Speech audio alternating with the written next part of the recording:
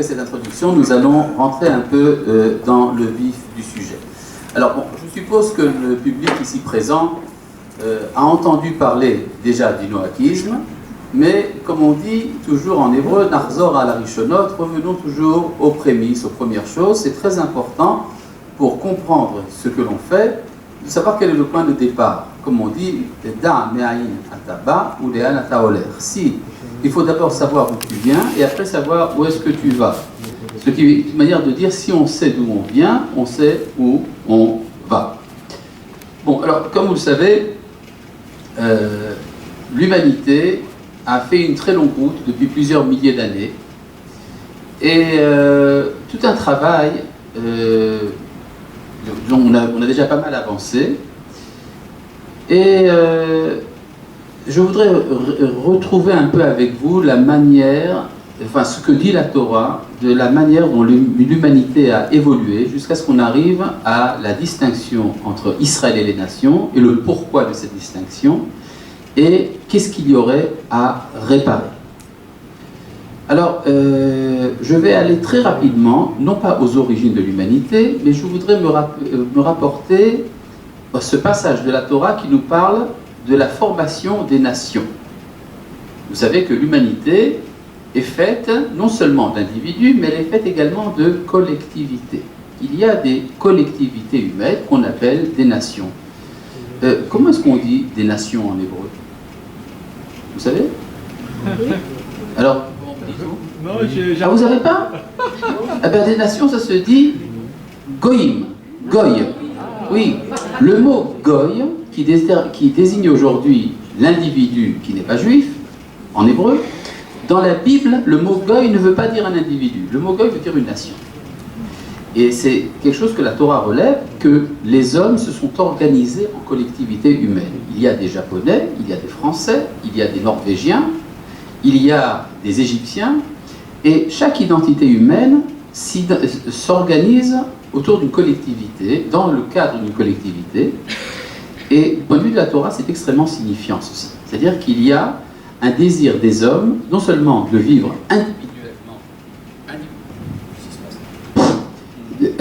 les hommes ne veulent pas vivre seulement individuellement leur identité humaine, mais ils veulent le vivre en collectivité. Mais il y a un autre nom pour les groupements humains. Les groupements humains, avant de s'appeler des goyim, s'appelaient des familles. Familles de la terre, Mishperot Ha'adama. Et là, je voudrais vous citer à ce propos un verset du livre de Bereshit, la Genèse, dans le chapitre 10, au verset 31. Comme ça, vous aurez l'occasion de vérifier si je vous dis la vérité ou pas. C'est au chapitre 10 de Bereshit, la Genèse, au verset 31. Et voici le verset.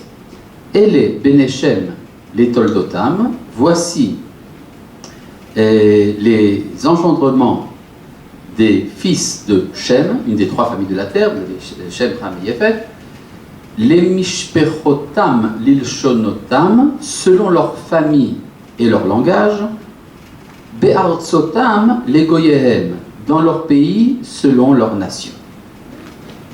Alors, ça veut dire quoi ça? Vous avez donc une phrase extrêmement lourde. Plus lourd que ça, on ne tient plus le coup. Je reprends la phrase. Les mishpechotam lilshonotam, be'artsotam legoyehem.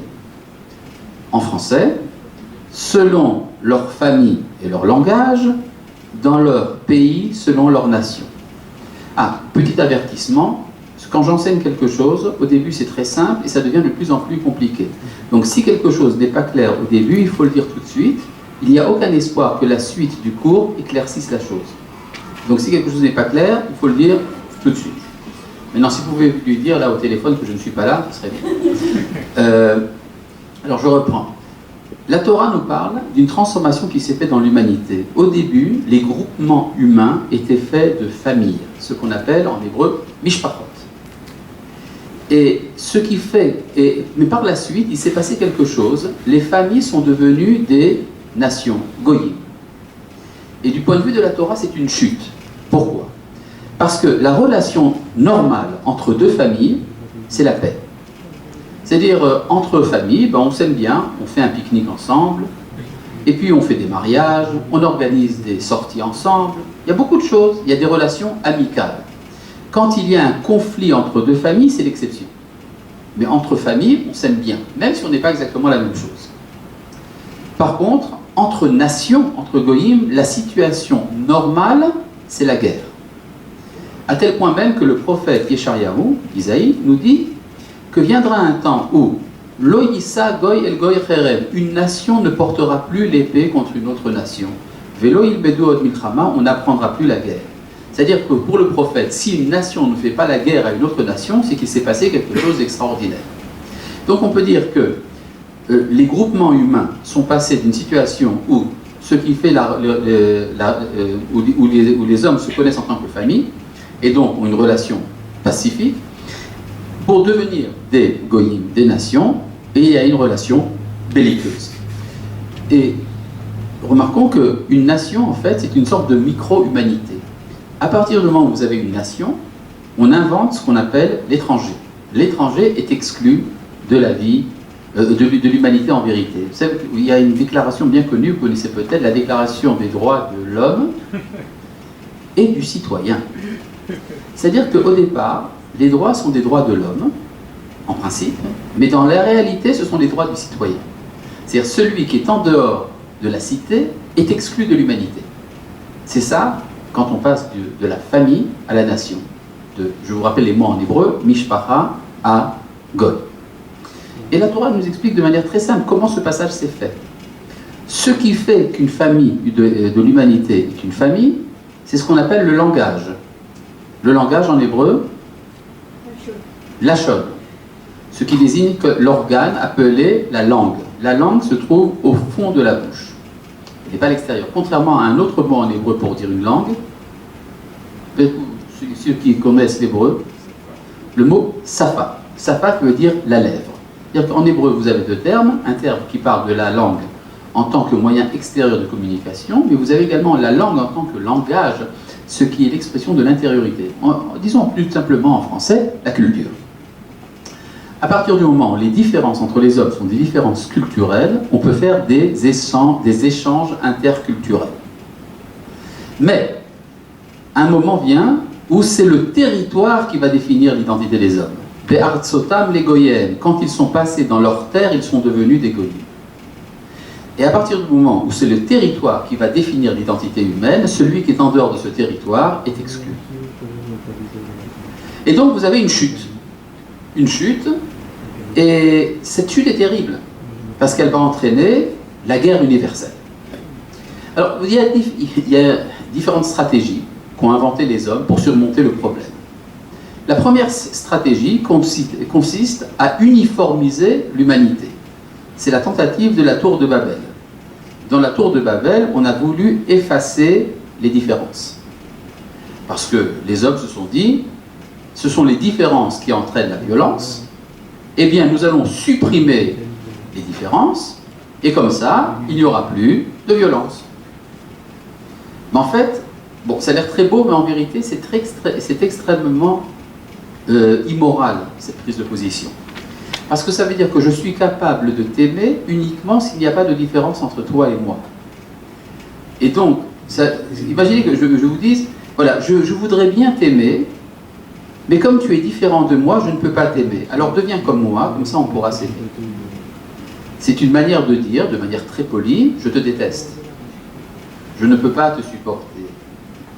Comme on dit en bon français, je t'encaisse pas. Ça veut dire, j'ai du mal à accepter ta différence, et donc nous allons supprimer la différence. Mais vous savez ce que ça donne? Ça donne des régimes totalitaires dans lesquels les individus n'ont plus de sens. Parce que si tous les hommes sont la réplique du même modèle, alors on n'a pas tellement besoin de tellement d'hommes. Pourquoi 1 million d'hommes si ils sont 1 million de fois la même chose? Or la Torah nous dit que chaque homme a été fait selon un moule particulier à lui. Mon identité est irremplaçable. Ton identité est irremplaçable. Et donc la Torah nous raconte l'échec de la tour de Babel à travers une révélation. La Torah nous dit que Dieu est descendu pour voir la tour de Babel. Ça veut dire quoi? Ça veut dire qu'en se révélant, chacun des hommes a ressenti son identité particulière de manière très forte. Il ne pouvait pas accepter l'autre. Donc la Torah refuse l'uniformité des hommes comme solution pour avoir la paix. Bien que parfois ça marche. Ben oui, vous avez qu'à voir, par exemple, il y avait un État en Europe qu'on appelait la Yougoslavie. Je ne sais pas si vous vous rappelez de ça. Ça s'appelait la Yougoslavie. C'était un peuple, c'était un pays qui était formé de 8 nationalités différentes, mais qui était dirigé par un même régime totalitaire, et donc il y avait la paix entre eux. Dès que le régime totalitaire est tombé, eh bien la Yougoslavie s'est disloquée, et ça fait des guerres extrêmement sanguinaires. En tout cas, nous avons donc dans cette idée-là que on ne peut pas admettre l'uniformité. Mais alors que faire pour qu'il n'y ait pas la guerre entre les nations? Chaque nation va se spécifier. Alors chaque nation maintenant a une tentation. La tentation, c'est ce qu'on appelle l'impérialisme. L'impérialisme peut être culturel ou politique. C'est-à-dire que chaque identité humaine va essayer de s'emparer des autres identités. Un exemple de cela, il y a aujourd'hui ce qu'on appelle... Non, je vous rappelle quelque chose qui s'est passé au XXe siècle. C'était il n'y a pas trop longtemps. Il y avait ce qu'on appelait le colonialisme. Le colonialisme, par exemple, français, que je connais un peu, était persuadé que tout homme sur la terre est français. Ça veut dire que tout homme sur terre mange de la baguette et est inscrit au gaz de France. Et porte le béret, c'était ce qu'on portait avant en France. Et puis, aujourd'hui, vous avez l'impérialisme culturel américain qui est persuadé que tout homme sur la terre est américain. Certains le savent déjà, certains ne le savent pas encore. Un jour viendra où tout le monde saura qu'il est américain, puisque tout le monde boira du Coca-Cola et mangera des hamburgers. Vous comprenez, c'est très important, ce qu'on mange et ce qu'on boit fait partie de l'identité. C'est pas pour rien qu'il y a des interdits alimentaires dans la tradition d'Israël et dans d'autres religions aussi. Parce qu'on comprend que ce que l'on consomme, c'est quelque chose.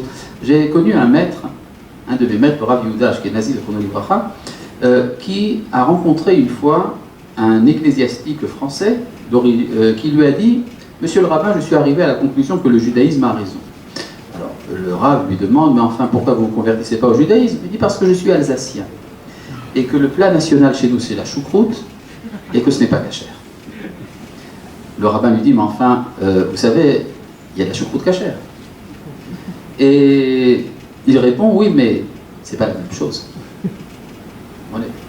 Et c'est extrêmement authentique, cette réaction. On est ce qu'on mange. Et donc, pour revenir à notre sujet, la Torah refuse également l'impérialisme. L'impérialisme, ça voudrait dire, pour que je sois capable d'aimer tout le monde, il faut que tout le monde soit comme moi. C'est une autre version de la tour de Babel. Alors, il y a une autre solution. La solution que nous présente la Torah dans le chapitre 11 de Bereshit. C'est l'apparition d'une nouvelle identité supplémentaire, l'apparition du peuple d'Israël, qui justement n'est pas impérialiste, comme a si bien dit M. Moramin. L'identité d'Israël est là pour servir de 71e. Vous savez qu'il y a 70 nations comme archétype, et il y a une 71e nation qui est là pour servir de bénédiction. Mais alors là, on va tomber dans le paradoxal. Je reprends ici au chapitre 12 maintenant de Bereshit. Vous voyez que je vais très vite. Si on continue comme ça, on n'arrivera probablement à la fin de la Torah avant la fin de la journée. Dans le chapitre 12, au verset 2, quand Dieu s'adresse à Abraham, il lui dit « Il faut que tu quittes ton pays pour fonder une nouvelle nation. Ve'esra legoy gadol. » Mais on avait dit que les nations, ce n'était pas une bonne chose, qu'il fallait être des familles. Et pourtant, Dieu demande à Abraham de fonder une nation. Encore une identité nationale, encore des guerres. Vous comprenez le problème? Mais ce que dit la Torah, c'est que c'est une nation qui va servir à autre chose que ce à quoi servent les nations jusqu'à présent. Chaque nation est une forme étendue, si vous voulez, de l'égoïsme. C'est-à-dire, au lieu de me limiter à ma personne, je vais me limiter à mon identité nationale. Mais ça sera toujours, en fait, une sorte de, si vous voulez, d'égoïsme élargi. Mais ce que dit la Torah, c'est une nation qui va servir aux autres nations à redevenir des familles. Regardez ce que dit la Torah. Venivrechu becha, et par toi seront bénis, kol mishpechot ha'adama, toutes les familles de la terre. C'est-à-dire, s'il y a un rôle important dans l'humanité au peuple d'Israël, c'est de servir aux autres nations de foyer central qui va permettre aux nations de redevenir des familles. Et donc, vous pouvez comprendre à partir de cela la prophétie du prophète Zacharie dans le chapitre 14. Vous connaissez Zacharie dans le chapitre 14. C'est très simple. Il nous parle là-bas du dernier conflit entre les nations et Israël à la fin de l'histoire, ce qu'on appelle traditionnellement la guerre de Gog et Magog. Et ce que nous dit là-bas le prophète, c'est que viendra un jour où ce qui restera des goyim deviendra des familles. Et il nous décrit la fête de Sukkot à Jérusalem, lorsque de toutes les familles de la terre, Mikol Mishperot Adama, on viendra se prosterner dans le temple de Jérusalem. Et donc il y a cet espoir que, et là, le prophète, au lieu de dire la nation d'Égypte, dit la famille d'Égypte. Mishpachat Mitzrayim. C'est-à-dire, vous avez cet espoir qu'à travers Israël, à travers l'enseignement d'Israël, les distinctions nationales ne vont pas disparaître, mais vont s'estomper pour cesser d'être belliqueuses et devenir pacifiques. Mais elles seront pacifiques non pas parce que les hommes deviendront des humanistes, aiment l'homme, mais parce qu'ils se reconnaissent comme étant le fils d'un même créateur. Et là, je vais encore plus loin. Je vais au chapitre 28 déjà de Bereshit. Vous vous rendez compte, on va à une vitesse vertigineuse.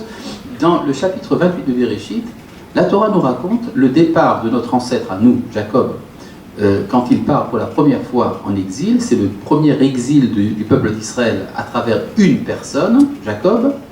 Et la Torah nous raconte ce qu'il fait lorsqu'il arrive dans le pays de Haran. Haran, qui est aujourd'hui en Turquie, à la frontière de la Syrie, qui était un des lieux d'origine de la famille d'Abraham. Jacob arrive à Haran, il rencontre les bergers. Et la Torah nous raconte en long et en large la discussion qu'il a avec les bergers. Pourquoi est-ce que la Torah nous parlerait de cette discussion? C'est très simple, parce que les bergers, ça veut dire les dirigeants. Ce sont les dirigeants des nations.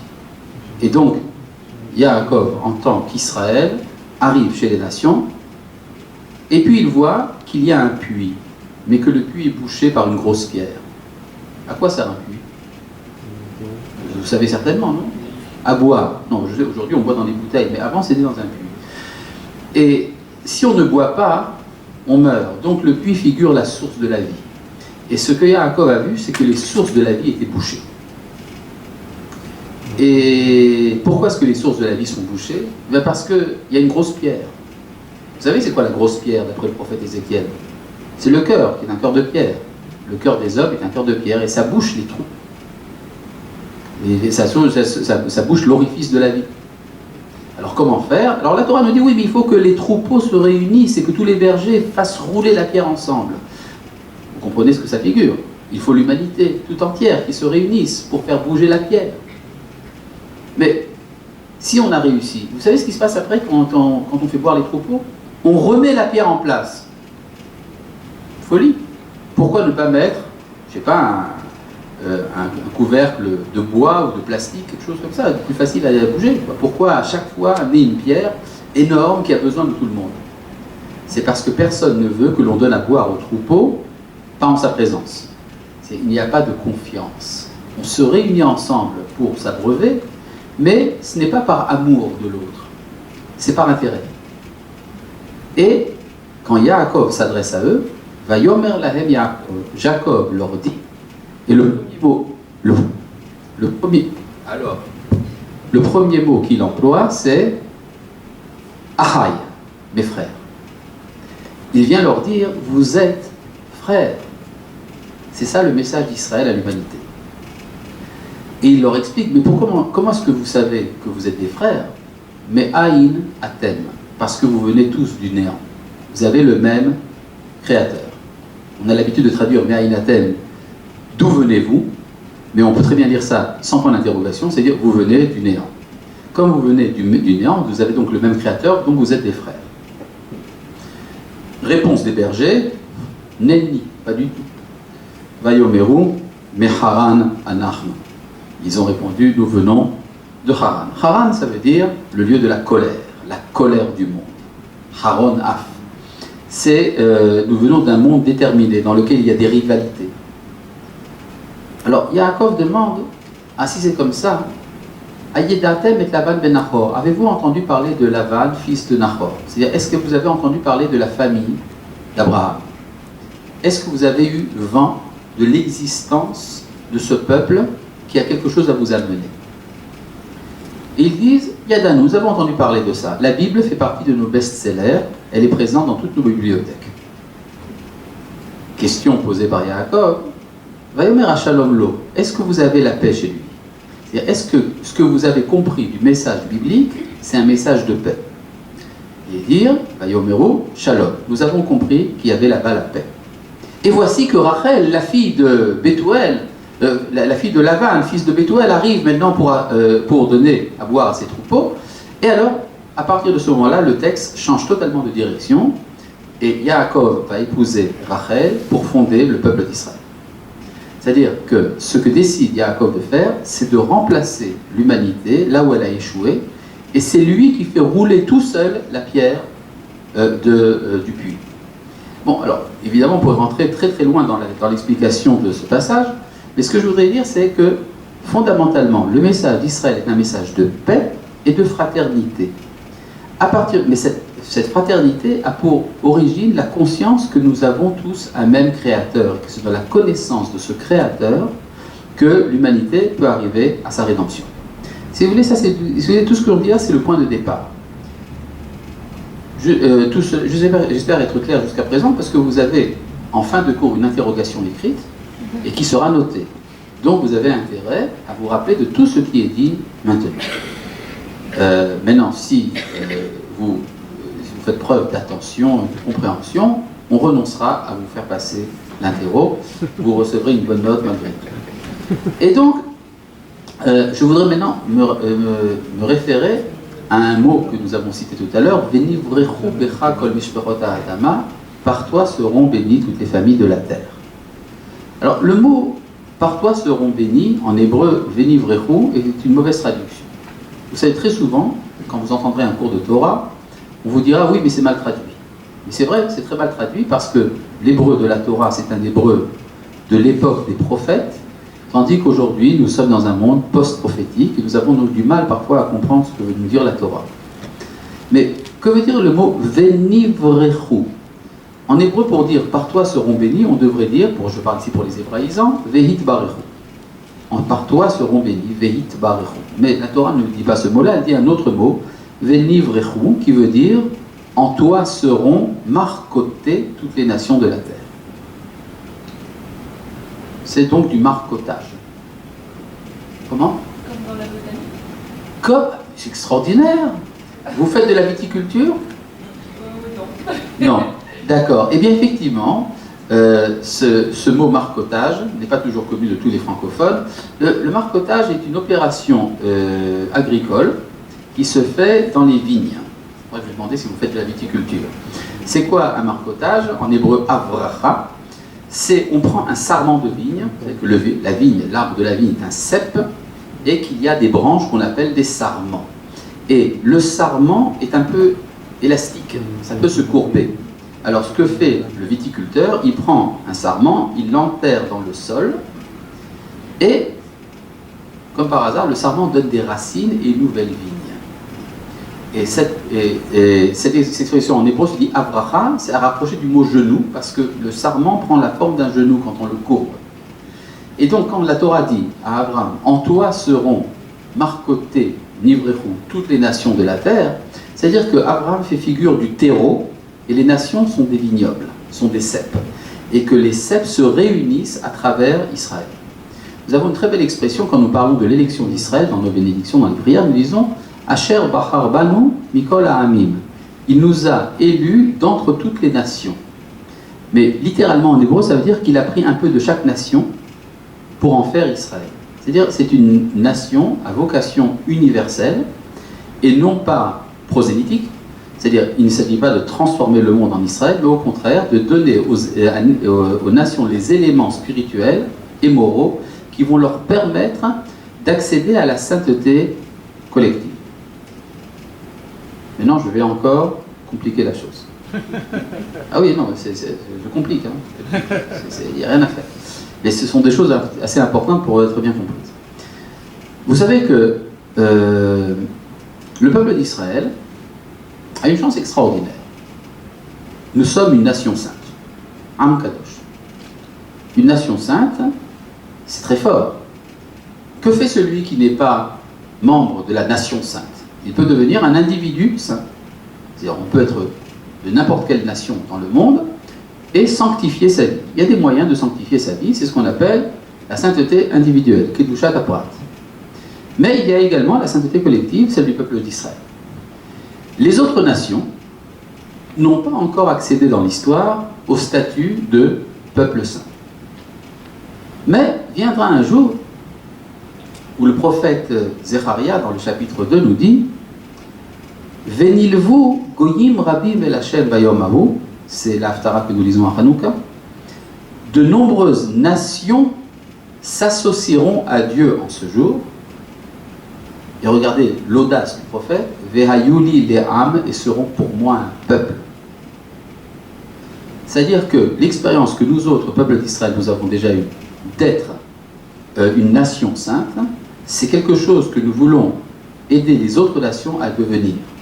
Et donc vous aurez une Norvège sainte, une France sainte, etc. Et on peut dire d'une certaine manière que viendra un temps, c'est ce que disent certains kabbalistes, où les nations accéderont au niveau des juifs d'exil. C'est-à-dire, nous avons deux sortes de juifs, ceux qui sont déjà en Eretz Israël, ceux qui sont encore en Gola. Eh bien, viendra un temps où les nations accéderont à ce niveau, au niveau collectif. Qu'en sera-t-il du peuple d'Israël alors? Sera-t-il égalisé avec les nations? Non, non, ne vous en faites pas, nous gardons notre spécificité. La Torah nous appelle une nation de prêtres, Mamlechet Kohanim, un royaume de prêtres. Nous autres, les juifs, nous avons deux sortes de juifs. Nous avons ceux qui sont Kohanim, ceux qui sont prêtres, et ceux qui ne le sont pas. Par exemple, moi je ne le suis pas.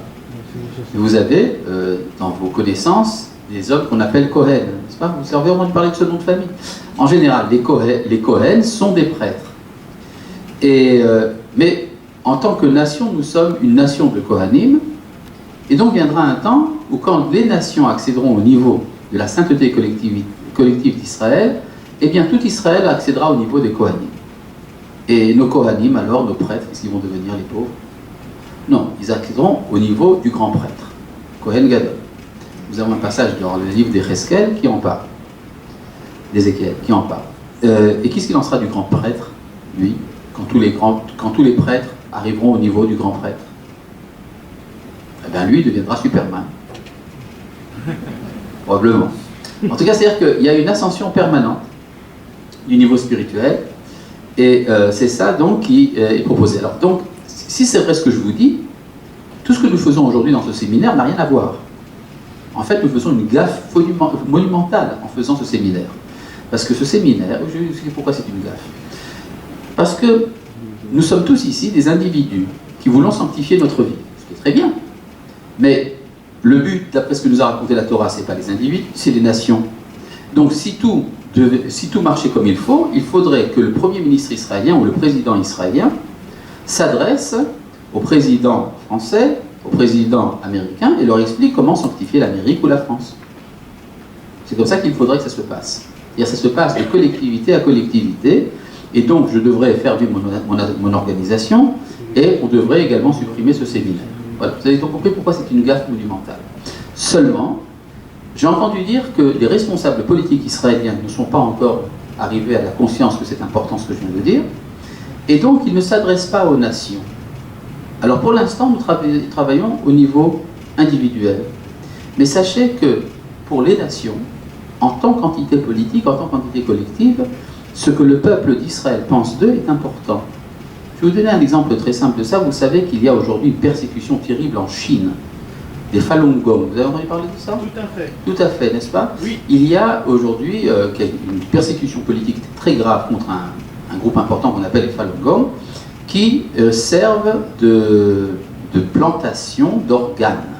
C'est-à-dire on vend les organes de ces prisonniers politiques pour faire des greffes dans le monde entier. Alors, il y a une protestation contre cela à la Knesset, en Israël. Alors, les ministres israéliens, pour des raisons d'intérêt économique, n'ont pas trop fait de bruit, mais quelques députés israéliens, qui sont parmi mes amis, ont fait une protestation. Et je vous dis tout de suite, le gouvernement chinois a fait des efforts gigantesques pour empêcher le débat à la Knesset autour de ça. C'est-à-dire pour vous dire à quel point ce que pense le peuple d'Israël des nations est important pour les nations. Et donc, nous n'avons pas perdu l'espoir, mais enfin, pour l'instant, nous commençons par nous, les individus des différentes nations, et dans la suite de la journée, on vous racontera un peu ce qui se passe dans le monde entier avec les Noachides, le nombre de communautés qui s'intéressent et qui s'adressent aux rabbins pour avoir des instructions. En tout cas, ce que nous faisons ici est un début. Nous avons ici l'honneur d'être des hirondelles, d'être les pionniers d'un mouvement qui arrivera, pas grand-chose, il s'agit simplement de 7 milliards d'individus qu'il faut contacter. Nous allons nous contenter au début d'un seul milliard, et nous allons commencer tout d'abord par 100 000 personnes. Ce n'est pas grand-chose, mais enfin, on peut commencer à être le premier noyau d'un groupe important des hommes. Après, ça fait comme boule de neige. Je voudrais vous expliquer un peu qu'est-ce qui fait qu'aujourd'hui, nous sommes en train de promouvoir le noachisme. Le noachisme, vous savez, bon, c'est très ancien, ça se trouve dans la tradition d'Israël, on en parle un peu partout. Il y a déjà dans le Talmud, dans le Rambam, dans Maïmonide, il y a dans la tradition rabbinique, on parle beaucoup du noachisme. Et qu'est-ce qui fait que pendant si longtemps, on ne s'en est pas occupé? On ne s'en est pas occupé parce que nous autres, les enfants d'Israël, malheureusement, nous étions occupés à lutter pour notre survie. Nous ne savions pas ce qui allait se passer, non pas le lendemain matin, mais ce qui allait se passer le jour même. Et donc, on était dans une situation où la persécution nous empêchait de remplir notre rôle. Aujourd'hui, ça ne veut pas dire que la vie est rose, mais nous avons aujourd'hui retrouvé notre place parmi les nations. L'État d'Israël a été fondé, et il y a des répercussions spirituelles très importantes à ce qui se passe aujourd'hui au Proche-Orient. Et ceux qui ne s'en rendent pas compte, en général, ce sont les Juifs eux-mêmes, parce qu'ils vivent dans l'événement, et nos sages nous ont dit « En ba'alanes makir benisso », celui qui vit un miracle ne se rend pas compte qu'il vit un miracle. Mais il y a des répercussions très importantes. Il y a des répercussions très importantes à ce qui se passe aujourd'hui, et donc ça nous donne des responsabilités. Je voudrais vous faire très rapidement une petite revue de ce qui se passe actuellement dans l'humanité. L'humanité va mal. Il y a aujourd'hui une guerre mondiale latente. Non pas une guerre mondiale militaire, comme ça a été le cas de la Première Guerre mondiale et la Deuxième Guerre mondiale, avec beaucoup de sang versé, mais ce qui se passe, c'est qu'il y a un conflit au niveau de la planète tout entière en ce qui concerne l'hégémonie culturelle dans le monde. À savoir, qui c'est qui va donner le ton, qui c'est qui va enseigner les valeurs dominantes dans l'humanité. Et vous avez aujourd'hui un conflit très important entre 4 foyers de culture. Le foyer le plus important actuellement, c'est ce qu'on appelle l'Occident, avec comme capitale New York. C'est-à-dire qu'il y a aujourd'hui encore dans le monde, la tradition occidentale, héritière du christianisme, est encore très importante dans l'humanité. C'est elle qui fixe quelles sont les échelles de valeur des hommes. Il y a également un autre foyer qui prend de l'importance et avec violence, c'est le foyer islamique, avec comme capitale Paris. Non, je me suis trompé. Mais il y a des raisons à cette erreur. Et donc, il y a, en tout cas, dans l'islamisme, une exigence, une affirmation que c'est l'islam qui doit remplacer l'Occident dans la fixation de l'échelle des valeurs. Et il y a également d'autres foyers, entre autres l'Extrême-Orient. L'extrême-Orient, je ne parle pas ici de la Chine, parce que la Chine s'occidentalise, ni du Japon, qui est également déjà un pays occidental, mais il y a dans les mystiques extrême-orientales, il y a une fascination. Le bouddhisme fascine beaucoup d'âmes, le taoïsme, le shinto même, la méditation transcendantale. Il y a aujourd'hui une attirance de l'Occident pour l'Extrême-Orient. Cette attirance était plus forte au XXe siècle qu'aujourd'hui, mais elle continue quand même. Donc vous avez déjà 3 foyers. Vous avez ce qui reste de la tradition chrétienne, l'islam et l'Extrême-Orient. Il y a un 4e foyer qui est endormi, c'est Israël. Nous autres, le peuple juif, nous sommes au milieu de ce conflit, et quand il y a un conflit, on lutte. Mais on peut lutter de différentes manières. Alors il y a une lutte économique, militaire, stratégique, tout ce que vous voulez. Mais il y a également une lutte au niveau spirituel. Nous autres, le peuple d'Israël, nous avons un message à transmettre aux nations, et quand nous ne remplissons pas notre rôle, les nations nous font des reproches. Et je voudrais vous parler ici un peu de l'intérieur du judaïsme. Vous appréciez, monsieur le rabbin ? Je voudrais parler ici un peu de l'intérieur du judaïsme. Vous savez que ce qui s'est passé en 1948, mais encore plus en 1967, lorsque le peuple juif est revenu sur sa terre et a libéré Jérusalem, je vais vous dire ça de manière très simple, ce qui s'est passé. Il s'est passé un événement biblique à l'époque moderne. C'est extrêmement surprenant. C'est-à-dire, depuis 2000 ans presque, on avait pensé que la Bible était fermée, que l'histoire telle que la Bible en parle a cessé d'exister. Et on a inventé, surtout en milieu chrétien, une expression bizarre, histoire sainte. Vous connaissez cette expression-là ? Il y a des manuels d'histoire sainte. Ça veut dire, s'il y a une histoire sainte, ça veut dire qu'il y a une histoire profane. Alors, l'histoire a été sainte à un moment, et maintenant elle est profane. Mais ce que la Torah nous enseigne, c'est que l'histoire est sainte. C'est-à-dire, l'histoire, depuis le début jusqu'à sa fin, est habitée par une recherche du Créateur pour être reconnue par ses créatures.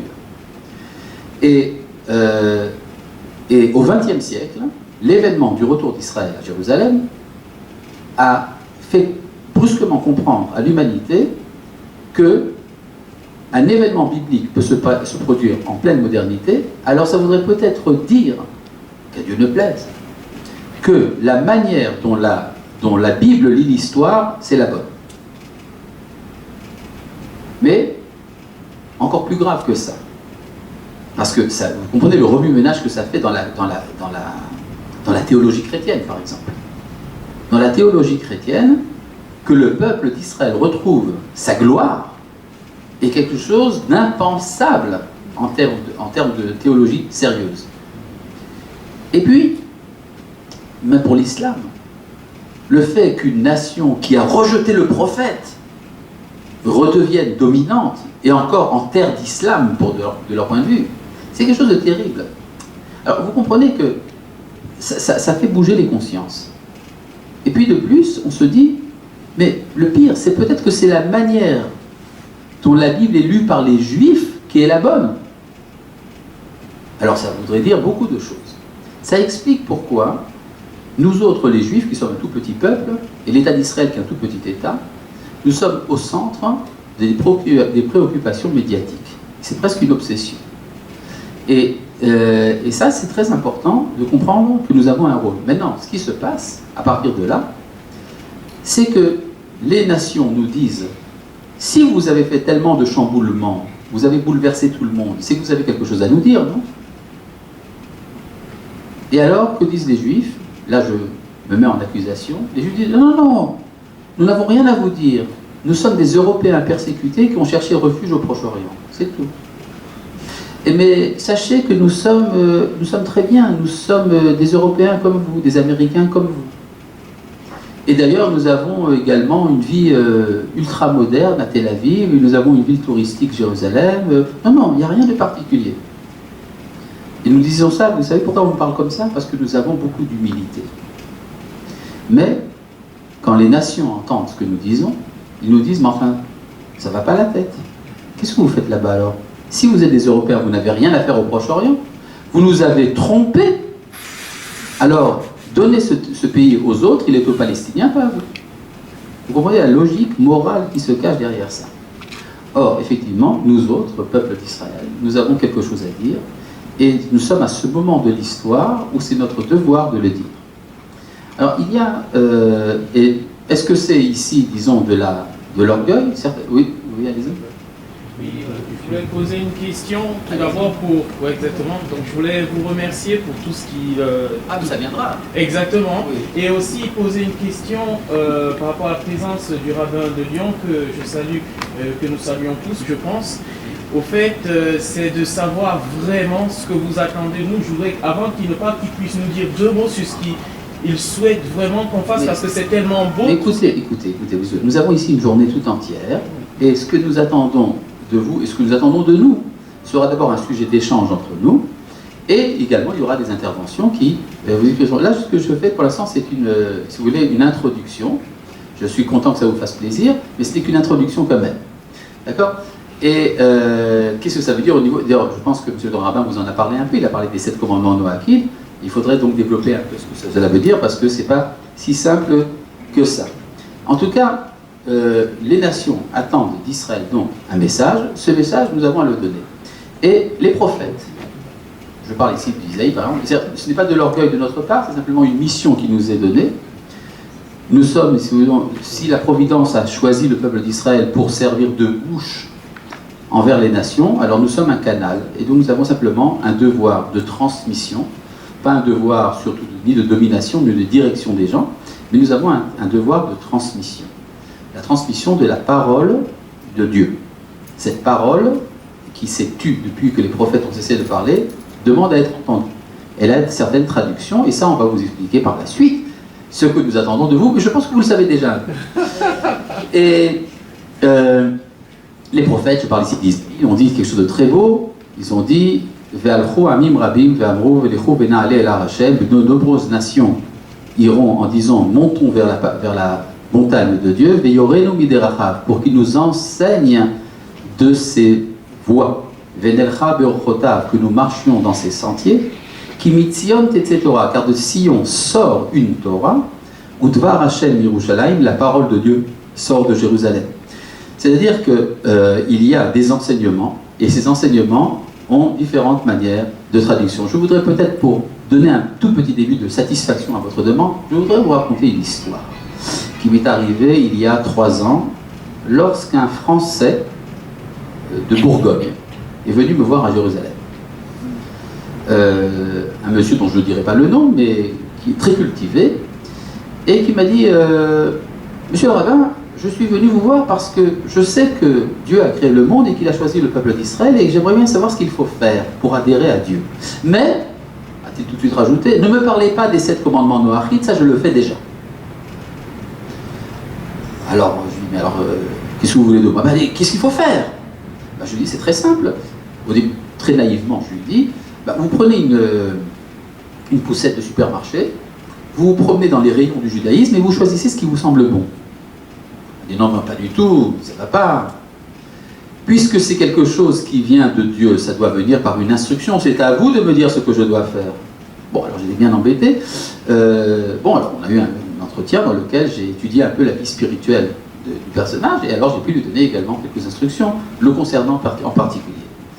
D'accord? Mais enfin, ça demande beaucoup de débats, ne serait-ce qu'au niveau de la halakha, de la loi juive. Qu'est-ce que ça veut dire exactement? Quels sont les mitzvot, les commandements qui peuvent être accomplis par des non-juifs? On aura l'occasion, je pense, dans le cours de la journée, de discuter de ces choses-là. En tout cas, une chose est claire, c'est que Dieu a conclu une alliance avec l'humanité. Et cette alliance est appelée Berit Bene Noach, l'alliance des fils de Noé. Cette alliance mentionnée dans la Torah est antérieure à l'alliance conclue par Dieu avec Israël. Mais le souvenir de cette alliance est porté par la nation d'Israël. Et donc c'est notre travail d'étudier ensemble le contenu de cette alliance, et c'est pour cela que nous avons nous avons ici toute la journée devant nous. Nous allons faire une petite pause de 4 minutes et 27 secondes, et nous nous retrouverons après ici pour un débat entre nous. Voilà. Merci de votre attention.